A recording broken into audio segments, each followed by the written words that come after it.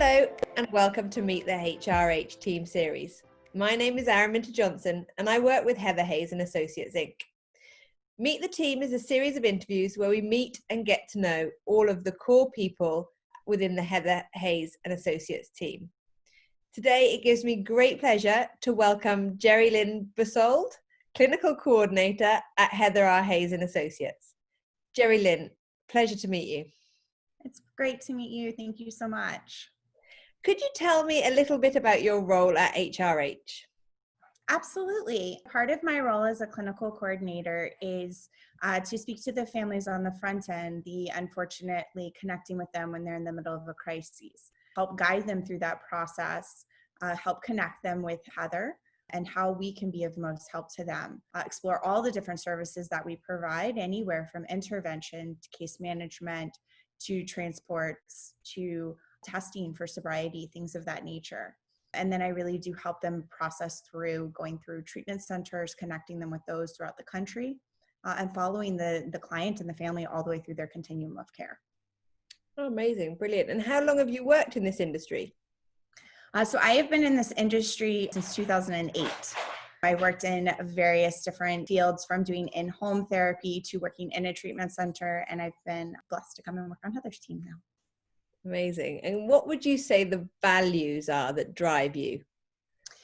The need and the desire to help those that maybe don't even see that they really need that help, to help that family really come to that whole place that they're looking to get to want to be very ethical about it. I don't want to sell them down the wrong path. I think that unfortunately in industry, there's a lot of people that are very unethical with certain things. And I want to be sure that we can provide them a good safe space to know that they really are connected with the right people and getting the exact help that they need. I think that's so important. And who inspired you to pursue the career you've got today? So it happened that I ended up working in high school at a community-based mental health hospital. And actually, it was the children that we worked with there that really inspired me to see that it unfortunately started so young for some people, and parents didn't know how to navigate that. And I think that therapists in general at heart tend to be the therapists to their families, to their friends. It's just a natural thing that you want to help people. So it really kind of just drove me to really want to help those others that are looking for that. I'm amazing. So glad that you did, really. And what would be the best advice that you would give to someone who was either struggling with a mental health issue or an addiction issue? It's not weakness to ask for help. It takes a lot of strength to say, I'm struggling and I don't necessarily know what to do. So don't be afraid of it. It takes a lot of courage. It takes a lot of courage for a parent to say, I don't know how to help my child.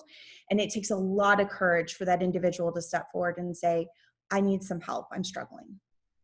Absolutely. And so now some slightly more lighthearted questions. What do you enjoy when you're not working? So I have two children. I have a son who is 9 and I have a daughter who is 5, and they are very active in their individual extracurricular activities, which carries us very far most of the time.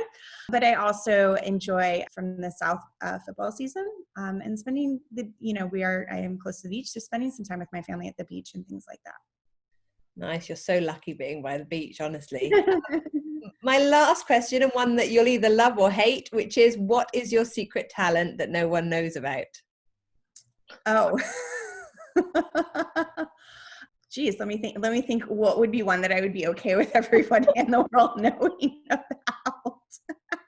I used to ride a lot when I was younger, but then I went a different route with my life, something I would always love to get back to doing, but just wasn't something that at that formative part of my life that I could devote the time and effort to. I think riding is something that we can always go back to, though. If you've ridden, I rode a lot as a child as well. And I think Heather talks a lot about mastery, actually, in sort of various things that she does, and how important it is to have, as a child in your formative years, to have mastered a skill like riding or anything that we learn and spend a lot of time doing as a young person. I think then whether we continue it or not as an adult, we still hold on to that knowledge that we were able to overcome and master a skill. I think it's really important. All right, well, thank you so much, Gerri Lynn. It's been an absolute pleasure to speak to you, and I will hope to see you again soon.